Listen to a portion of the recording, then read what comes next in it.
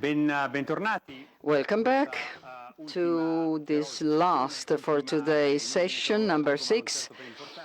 Not last but not least, of course, session. We are talking about a very important subject, that is to say, the local Italian Islamic heritage, which is not a well-known subject. I give the floor to Giovanni Curatola, who will deal with the subject. Good evening. Thank you for the invitation. What can I say? Why am I here? What is the reason of my presence here? The reason of my presence here is that in 2019, during the previous TIEF, we started talking about what to do. And today we have indeed done something. That's why I've been invited again. And what we have done was done starting from Piedmont, indeed starting from Turin, through Mao and Torino Musei Foundation. So I would like to show you now a few things. It is what we have done is what we have organized in Sharjah is a sort of a paradigm of what should be done. This is one of the Arab Emirates. This is the title of the exhibition. You know that there is a professional bias which comes with being a university professor. Apart from Mr. Bancone, university professor just talk about what they do. They never talk about anything else. So we have arranged this very complex exhibition, and you can see here a few images of the exhibition in Sharjah, and the subject matter was water, Islam and art. So where is the importance of this? We can stop here, dwell here on these beautiful objects. Which was the novelty of it? The fact of designing it together. We did not go there like in quote and unquote the old colonial people, or just telling people, we're going to tell you what Islamic art is. We have to talk together about this, together, through works also belonging to Sharjah Museum, which is a very important museum. So, talking together, we developed and built the exhibition, cooperation at all levels, therefore. And from this point of view, I was extremely at ease, because everybody, both Italian and Sharjah servants, public servants, were women.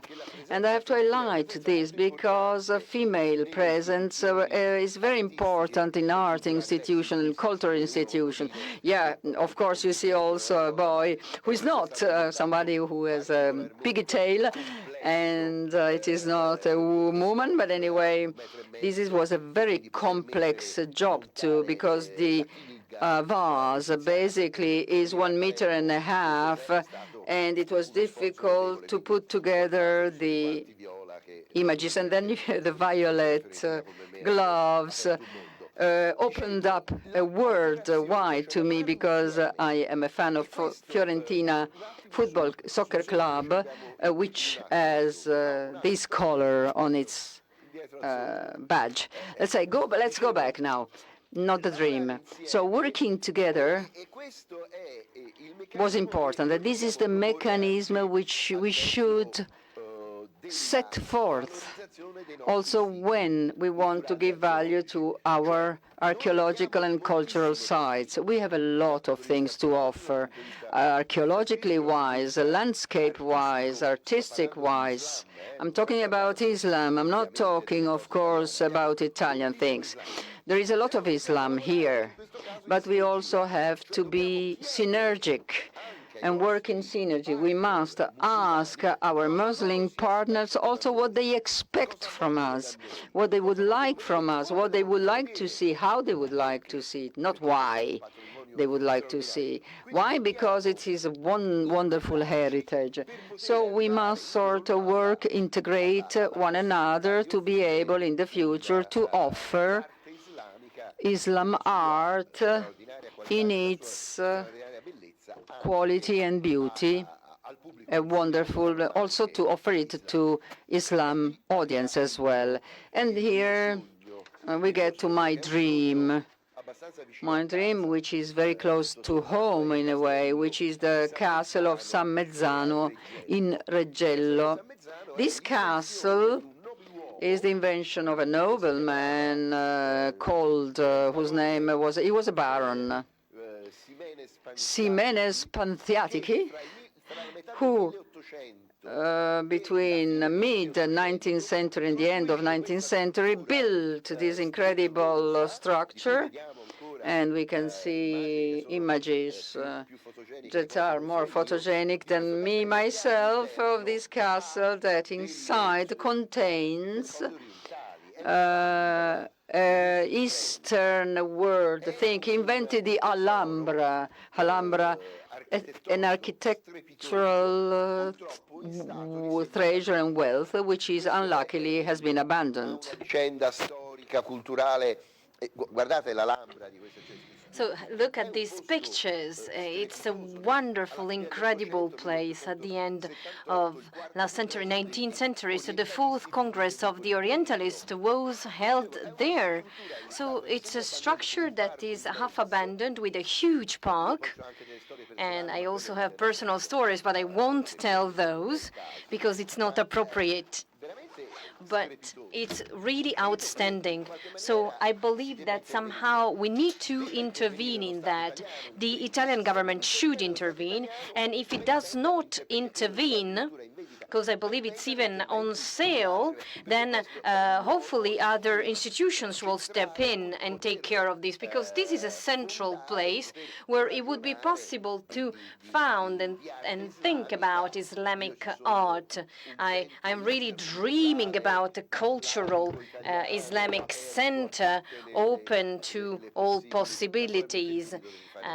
And certainly I will expect to be a director of that, but that's another story.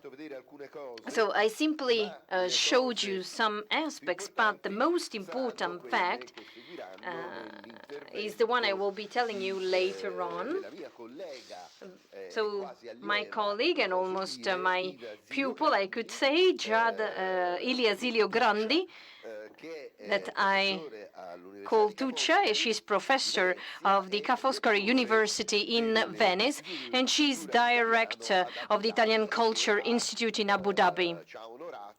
And we're really glad that she participated together with the ambassador at the opening of this exhibition in Abu Dhabi. Tuccia, are you there? Can you see me? No, we cannot see you. You should turn on the camera, I am told. Yes, but it's on. More. Just a second. There you go. Can you see me? Okay, now we see you. Stay there and you can speak. No, we cannot hear you now. We can see you, but we cannot hear you. No, we cannot hear you. We can see you, but we cannot hear you. You should switch on the audio and not switch off the video. Now we can hear you.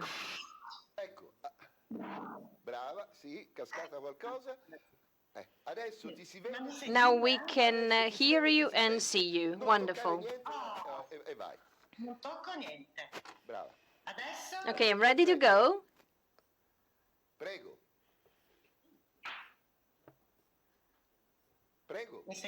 Yes, you have the floor, yes.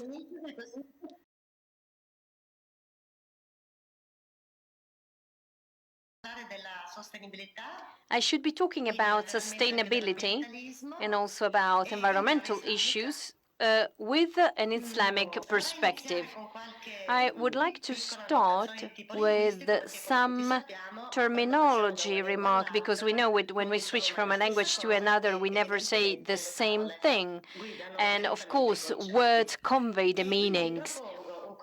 And therefore, I propose an sustainability in Arabic. Arabic is the first language of Islamic, the language of Islam. And so the word saying environmental sustainability, which is isidama. Sustainability in Italian comes from the Latin word sustain, support. That is the idea of supporting a person and standing the weight from bottom up. And this way, it stands against the effort. It reminds us of resistance and the effort against an enemy or a difficulty. So supporting a weight, something that is incumbent, especially materially. And so this way, material is the ability of standing, of supporting, and it has to do with something heavy and something painful. So let's look at the Arabic word, istidama. Large medieval dictionaries explain this using all the terminology related to exist for a long time, constantly remaining without interruption. So what is the comparison between sustainability and isidama? So first of all, a different perspective of man and its role, because sustainability means that we have to support the weight of the surrounding environment, so an exhausted, depleted environment, while Esidama tells us about nature that is long-lasting, never changing, and should be preserved and kept the way it is. Muslim scholars that observe environmental sustainability under the lens of religion and insist on conservation and preservation of the natural world as the duty of the Islam world are more and more numerous. But they are little known in the Western countries because the linguistic medium they use is difficult and only could be used by Arab scholars. Saliha Ashi, a scholar that published an essay dated to 2019 on the preservation of the environment. So this discusses of the general principles of Islamic law, for example, talking about mutual damaging, so the saying of the Prophet, talking about individual freedom, or preventing damage is something more important than getting interest, or a damage cannot be removed at the cost of a similar damage. And again, it is necessary to choose the least damage if it's used to prevent the biggest damage. And so what leads to the illicit is licit. So another saying is by Jabir Awanda, a poet that wrote an essay in 2019 called The Position of Islamic Sharia on the theme of environmental sustainability. And this essay underlines the contribution of Sharia, so the religious Islamic law, in obtaining the 7 sustainable development provided for by the 2030 agenda.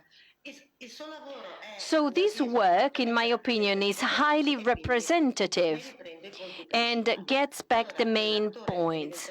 Obviously, the author bases himself on the Quran, on the Sunnah, and explains that the natural environment is divine grace, and because of this reason, it requires maximum care. Therefore, Muslims will avoid any kind of abuse or exploitation of natural resources and should not alter this perfect proportion, this perfect balance existing in the natural environment, bearing in mind that the Islam is the religion of moderation and equanimity. So the perfection of the creation, he writes, finds correspondence in the beauty of the creation, a beauty that human beings are able to perceive because aesthetics are impressed in human soul as a trademark, as a mark.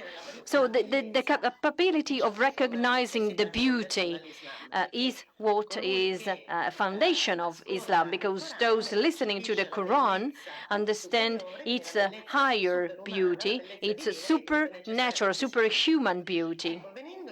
And so, getting to the instruments provided for by the law, by the Sharia, law itself not only produces in the worshippers the acknowledgement and the awareness of the existing environment, but also provides all the necessary tools in order to take care of the world, point by point, always with quotes from the Quran and the Prophet. This author explains that environmentalism is a part of the ethical values promoted by the religion, and that these principles of the law, together with the consolidated practice of the jurist, enable to solve any ecological issue, and that the preservation of nature and the environment corresponds to the 5 main objectives of the law, that are the preservation of the religion, of the people, of the intellectual ability, of generations, and of wealth. So all these waiting for the involvement of religious institutions, pursuing solutions for the modern environment and responding to the principle of morals. So this author provides a very interesting part from the Quran that I will quote. Do not bring corruption on earth after that God amended that or made it healthy. So the author, I apologize. Would you please excuse?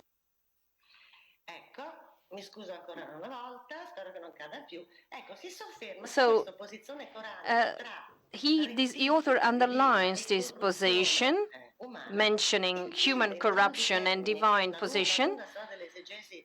So considering all the long Quranic exegesis, rectifying, so Islam rectifies the corruption, so it is a forgiveness, forgetting the Islam in an ecologist view. So thinking about the corruption of the earth as pollution, as degradation of nature and the environment, he inserts the idea of preservation of the environment among the pillars, the moral pillars. So another point is that the Islamic prevalence, because almost all contemporary writers dealing with environmental issues insist not only on the prohibition of corrupting the earth, but also on the fact that degradation is brought in the world today, especially by Westerners. And therefore they state this in a quite polemic way. So this internal vocation of Islam, and I will mention this, it's a Moroccan sociologist, an essay published in 2011 called The Position of Islam in the Environment. So the West boasts himself to having opened to environmental issues, but those who are far-sighted and observe the Book of God and the Sunnah of the Prophet will notice that it was the Islam, with its rule, the first one to cast the foundation and to set every single break for all small and large environmental issues, upon which the environmental organizations and the intergovernmental organizations keep on launching slogans and hold conferences. For example, the conferences of Rio de Janeiro, the conference of Kyoto, or the conference of Johannesburg, all at stake. Of course, the Moroccan author says that respecting the environment from the Islamic viewpoint does not mean to live in savage conditions and forget the development, but that Muslims have to respect the measure of the world and treat nature in a moral sense and tenderness. This attitude, considered as the cause of current degradation, through another example that I would like to mention. Ducha, can you hear me? It's the last example, very last example, because we are running late. We're really running late. Thanks a lot. Okay, so the last example I will bring is the one that I was mentioning. This Yemenite author, Abdel Razak, 2017, focuses on the Prophet tradition and declares that the reason why the Muslim society is afflicted by environmental problems is the degradation and coping of other people's defects compared to the protection of the environment that was already provided for by the Prophet several centuries ago. And so it promotes an education, environmental education, following in the steps of the prophets. And so he says that obtaining the application of this methodology won't be difficult because it's about a religious obligation. So thank you very much for your attention, and I hope you could hear me well. Yes, we could hear you well, and we are particularly grateful because it's been a very rich intervention full of suggestions that would require further discussion. But unfortunately, we don't have the time to do that now. But as usual, seeds will lead to flowers and will bloom. And so what we are discussing will certainly lead to consequences. And so all these discussions over environmental sustainability and central role, as you have underlined, of the sacred text of the Quran are all elements of reflection.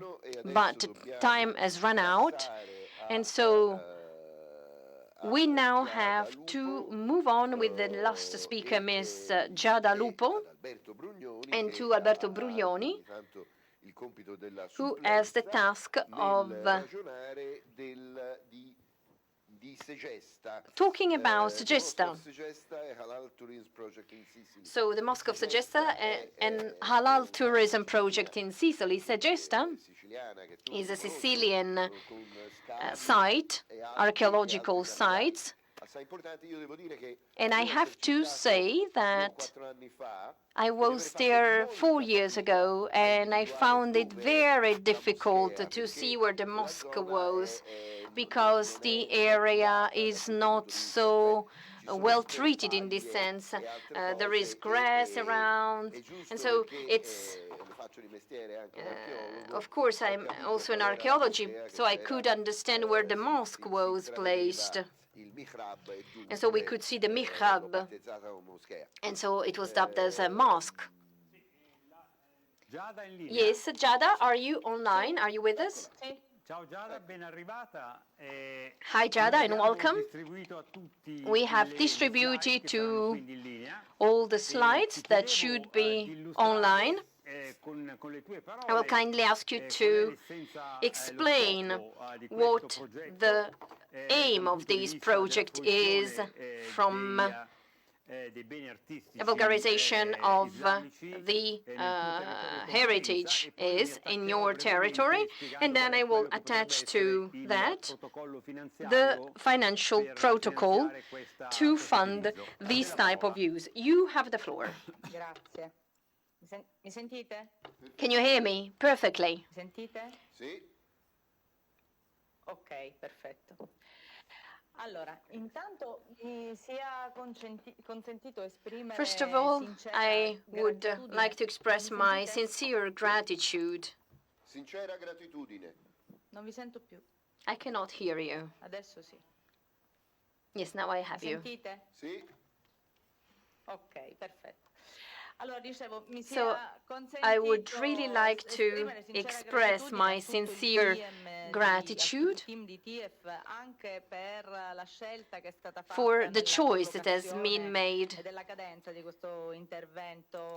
in choosing the time of this intervention, also associated to the themes of well-being and health. And I would like to express my emotion to the entire community of TIEF in presenting this first result, this first gem of a long work that we have carried out together, constant care of a precious seed. that is that is a bright intelligence that has been shared by Asif with Alberto, with the Laboratory of Medieval Studies, to which I am very grateful. So the Institute for Islamic Studies and many other intelligent entities, including Professor Grandi, with whom I had the pleasure to have an exchange some time ago.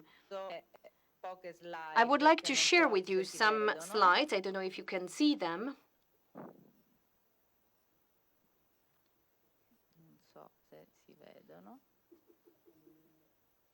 Non si vede più nulla. Horror. Più nulla. No, optical. Mi sentite? Sentire sì, ma non vediamo le slide. Mi sentite? We can see the slides. We cannot see the slides. Mi sentite? Sì. Si è sentito qualcosa di quello che ho detto? Tutto, ma non le slide. I ringraziamenti non erano si perfetti, vedono. ma le slide ancora non le abbiamo viste. Le slide io ci provo, ma non me le fanno. Pazienza, non è Ok, importante. vado avanti. Sì. We can move on even without slides. Okay, it's no problem with that. So I will ask your kind attention to have a look at this triangle of world that is Sicily, that is an ancestral navel, just a ring of junction in the Mediterranean space that has always been the witness of a world that works as a magic crossroads of elements, making several identities complementary. They are kept together and they work thanks to feelings of brotherhood. They create a warmth and safety. So these crossroads leads to a code of dialogue that makes up all these different identities in a deep communication that is something unique and I would say holistic. If we could have seen the slides, they would show us the plastic image. Maybe we can see the slides. Can we project the slides? So we can see them. Okay, let's focus on the Mosque of Segesta.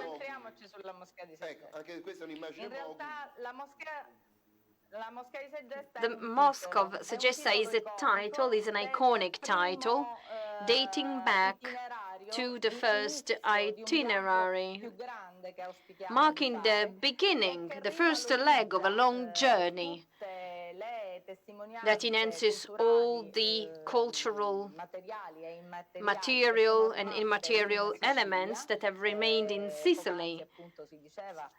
We were saying that this heritage is like sleeping under the brushwoods, and it's remaining accessible thanks to new technologies. So this huge cultural heritage has made a single system, and it has remained something unique within Islam. It can indicate the key places over this journey in Sicily, with new words and place names related to the holy books.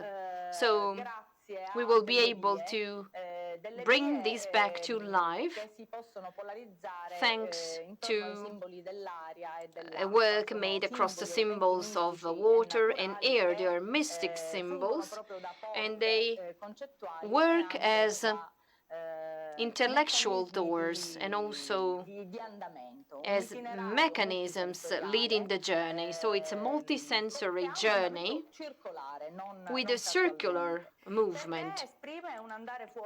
This expresses getting out of the self, getting back to one's roots, to our Islamic roots, and carrying out a journey with all the senses, always inspired by those elements of sustainability given by purity. So with this attitude versus nature, but also to our human nature and our body, to get back into ourselves richer. So Segestas Mosque has seemed to be an iconic place because among the monuments of the Islamic time, what has remained more complete might work as a recall not of time,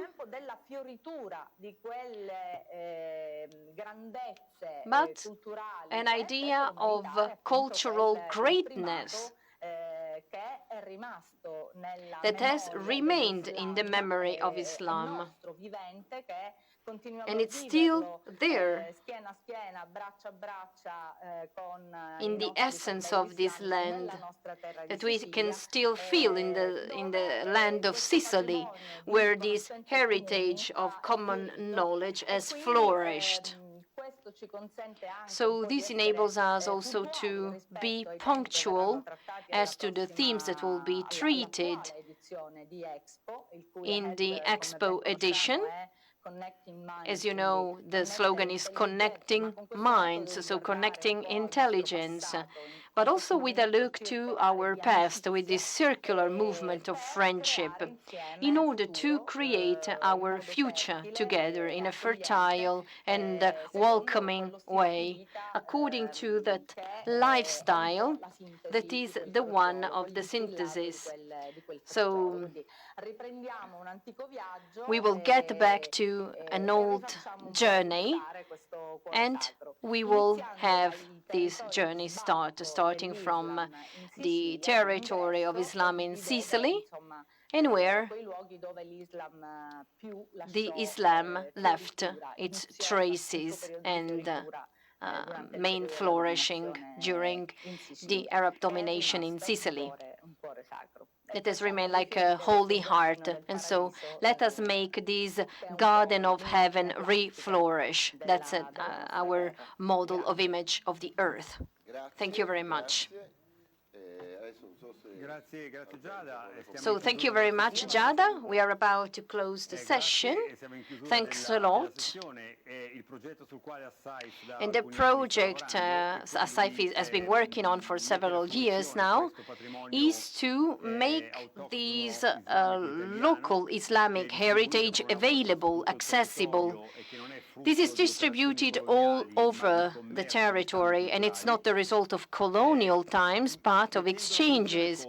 So, and we can flank that with a financial protocol, and so making it possible to connect the culture and Islamic finance in such a way that we can create packages and district throughout the Italian peninsula, and so that visitors, both foreigners and Italians, can visit these sites in a unique way, so enjoying these beauties. So we will close this session here. I will give the last word to Giovanni, and see you tomorrow of TIEF. So I believe that today we have had many interesting sessions. I have the pleasure of moderating the last session. It's been a very intense day. I believe that everything has worked quite well, quite smoothly, and I rejoice about that. So I would really like to thank the organizers, the technicians who have made all these available. And of course, I was saying these with reference to the intervention of Ms. Ida Zilio Grandi. These are several signs that are brought in the sense of culture. And so these are seeds. These are seeds that we are planting. We need to keep on working in this direction and to be optimistic, because with goodwill, with the right instruments, by joining different worlds. So I'm a different world compared to Alberto and finance, but we get along extremely well. We understand our messages. And so if we are able to synthesize and to work as a team, I believe that we have a very bright future before us. Okay, thanks a lot. Thanks a lot, Giovanni. And a virtual applause. Virtual applause, and see you tomorrow. Thank you very much. Molto bene. Dobbiamo